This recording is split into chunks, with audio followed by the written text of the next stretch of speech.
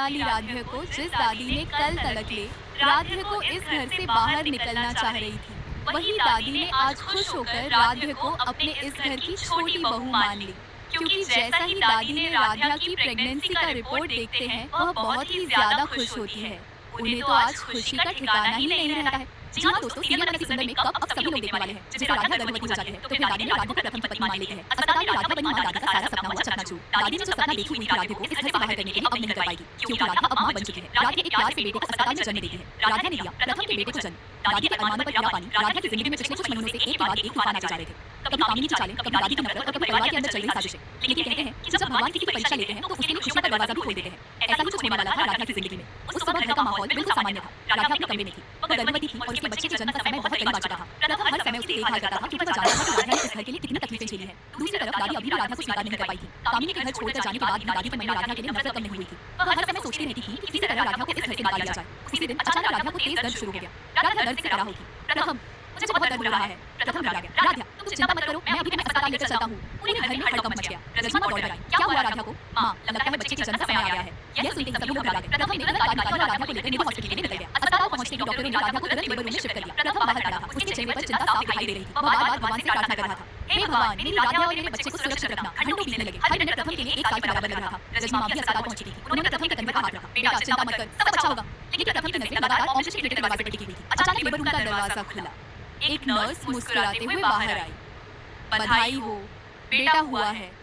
यह सुनते ही प्रथम की आंखों में खुशी के आंसू आ गए। सच में? जी हाँ, माँ और बच्चा दोनों बिल्कुल स्वस्थ हैं। प्रथम खुशी से झूम उठा। उसने तुरंत भगवान को धन्यवाद कहा। रजनी माँ भी भावुक हो गई। मेरी राध्या माँ बन गई। कुछ देर बाद प्रथम को अंदर जाने की अनुमति मिली। वह कमरे में पहुंचा। राध्या अस्पताल के बेड पर लेटी हुई थी। उसकी गोद में एक नन्हा सा बच्चा था। राध्या बच्चे को प्यार से देख रही थी। जैसे ही प्रथम उसके पास पहुंचा, उसकी आंखें भर आई। राध्या, धन्यवाद। राध्या मुस्कुराई। यह सिर्फ मेरा नहीं, हमारा बच्चा है। प्रथम ने अपने बेटे को गोद में उठाया। वह पहली बार अपने बच्चे को देखकर भावुक हो गया। मेरा बेटा? उसकी आंखों से खुशी के आंसू बहने लगे। राध्या यह देखकर मुस्कुरा उठी। उसी समय प्रथम ने घर फोन लगाया। माँ, आपको एक खुशखबरी देनी है। क्या हुआ बेटा? आप दादी बन गई है। रजनी माँ खुशी से उछल पड़ी। सच में? हाँ माँ, बेटा हुआ है। यह सुनते ही पूरा परिवार खुशी से झूम उठा। रजनी माँ ने तुरंत ओमकार को बुलाया। चलो अस्पताल चलते हैं। कुछ ही देर में रजनी माँ और ओमकार अस्पताल पहुंच गए। जैसे ही रजनी माँ ने अपने पोते को देखा, उनकी आंखें खुशी से चमक उठी। उन्होंने बच्चे को गोद में उठा लिया। अरे कितना प्यारा है। राध्या मुस्कुराने लगी। रजनी माँ बच्चे को देखकर बोली, यही हमारे परिवार का भविष्य है। यही आगे चलकर इस घर को संभालेगा। ओमकार भी बहुत खुश था। बिल्कुल अपनी माँ पर गया है। कमरे में खुशियों का माहौल था। लेकिन तभी अस्पताल के बाहर एक और व्यक्ति पहुंच चुका था। वह थी दादी। दादी को भी खबर मिल चुकी थी कि राध्या ने बेटे को जन्म दिया है। दादी धीरे धीरे कमरे के अंदर आई। सभी लोग उन्हें देखकर चुप हो गए। दादी की नजर सबसे पहले बच्चे पर पड़ी। उन्होंने बच्चे को गोद में लिया। कुछ पल के लिए उनके चेहरे पर मुस्कान आ गई। यह तो बिल्कुल प्रथम जैसा है। बच्चा उनकी उंगली पकड़ लेता है। दादी का दिल कहने लगता है। लेकिन तभी उनकी नजर राध्या पर पड़ती है। उनके चेहरे की मुस्कान गायब हो जाती है। राध्या समझ जाती है कि दादी के मन में अभी भी उसके लिए नफरत है। दादी मन ही मन सोचने लगती है, बच्चा चाहे इस घर का वारिस हो, लेकिन मैं राध्या को कभी स्वीकार नहीं करूंगी। उन्होंने किसी को कुछ नहीं कहा, लेकिन उनके मन में एक नई साजिश जन्म ले चुकी थी।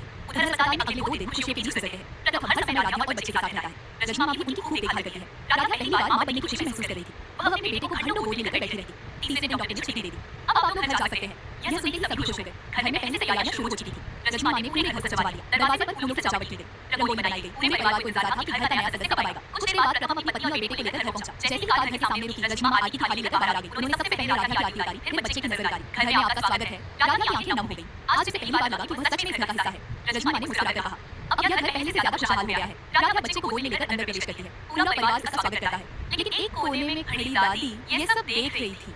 उनके चेहरे पर मुस्कान नहीं थी।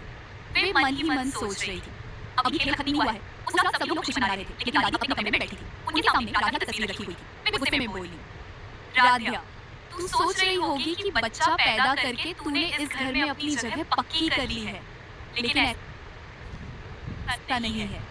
मैं तुझे इस घर से निकाल कर रहूंगी। दादी के चेहरे पर एक खतरनाक मुस्कान आ गई। उन्होंने अपने पुराने विश्वास पात्र को फोन लगाया। मुझे तुमसे एक जरूरी काम करवाना है। ऐसा काम जिससे राध्या हमेशा के लिए प्रथम की जिंदगी से दूर हो जाए। फोन के दूसरी तरफ से आवाज आई, आप चिंता मत कीजिए, जैसा कहेंगी वैसा होगा। दादी ने फोन रख दिया। अब उनकी नई चाल शुरू होने वाली थी। उधर राध्या अपने बेटे को सीने से लगाए सो रही थी। उसे बिल्कुल अंदाजा नहीं था कि उसके खिलाफ एक नई साजिश रची जा रही है। प्रथम भी अपने बेटे को देखकर बेहद खुश था। उसे लग रहा था कि अब उसकी जिंदगी में कोई दुख नहीं बचेगा। लेकिन उसे किसी ने पता था कि आने वाले दिनों में दादी ऐसा तूफान खड़ा करने वाली है जिससे पूरे परिवार की नींद खुल जाएगी। क्या दादी अपने खतरनाक प्लान में सफल होंगी? क्या राध्या अपने बेटे के साथ इस घर में सुरक्षित रह पाएगी? क्या प्रथम अपनी पत्नी का साथ देगा, या फिर दादी की नई साजिश राध्या की खुशियां छीन लेगी? राधिया को घर आए हुए अभी सिर्फ 3 दिन ही हुए थे। पूरा परिवार नन्हे बच्चे के साथ समय बिता रहा था। रजनी माँ हर समय अपने पोते को गोद में लेकर घूमती रहती थी और प्रथम भी ऑफिस का काम छोड़कर ज्यादा से ज्यादा समय अपने बेटे के साथ बिताने लगा था। लेकिन दूसरी तरफ दादी के मन में कुछ और ही चल रहा था। एक रात जब पूरा परिवार सो चुका था, दादी चुपके से अपने कमरे से बाहर निकली। उन्होंने घर के पुराने नौकर मोहन को बुलाया। मोहन, जो काम मैंने तुम्हें बताया था वह हो गया। मोहन बोला, जी मालकिन, सब तैयारी हो चुकी है। दादी के चेहरे पर मुस्कान आ गई। बहुत अच्छा, अब बस सही समय का